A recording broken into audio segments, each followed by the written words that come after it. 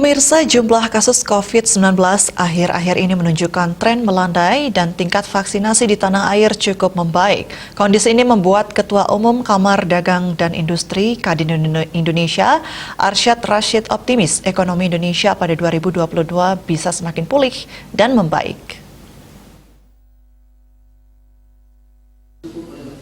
Dalam Economic Outlook 2022, prospek investasi 2022, Arsyad menyebutkan pertumbuhan ekonomi global pada tahun depan diproyeksikan di level 4,9%. Kondisi ini dinilai menggambarkan optimisme pemulihan ekonomi internasional.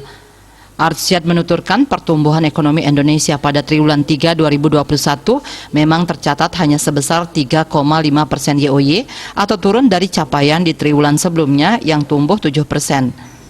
Ia meyakini trennya akan naik karena capaian pertumbuhan ekonomi pada triwulan ketiga 2021 terjadi saat diberlakukannya PPKM selama 2 bulan.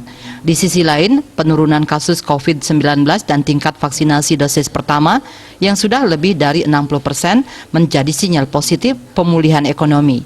Sementara itu, tingkat vaksinasi dosis kedua di Indonesia sendiri telah melebihi 40%. Lebih lanjut, dari sisi iklim investasi, Arsyad mengemukakan realisasi investasi Indonesia terus meningkat.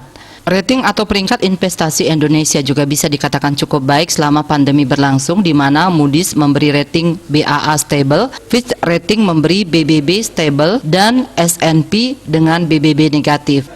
Kendati optimis, Arsyad mengingatkan ada sejumlah yang harus dihadapi mulai dari ancaman gelombang ketiga pandemi hingga tingkat digitalisasi yang masih rendah.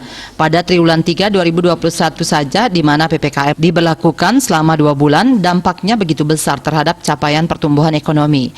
Tantangannya menjaga bagaimana memastikan akselerasi program vaksinasi dan juga terus menjaga protokol kesehatan.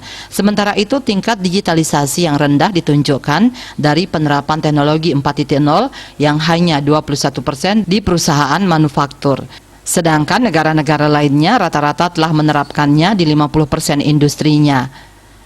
Arsyad mengatakan bantuan pembiayaan digitalisasi dan pembangunan kemampuan SDM diperlukan untuk meningkatkan produktivitas menggunakan adopsi industri 4.0. Kemitraan strategis di sektor utama juga perlu dilakukan untuk meningkatkan transfer teknologi untuk membantu inovasi masa depan. Perlu didorong proyek untuk memperluas digitalisasi dalam sektor-sektor utama, yakni manufaktur, perawatan kesehatan, dan pertanian. Bali Pos melaporkan.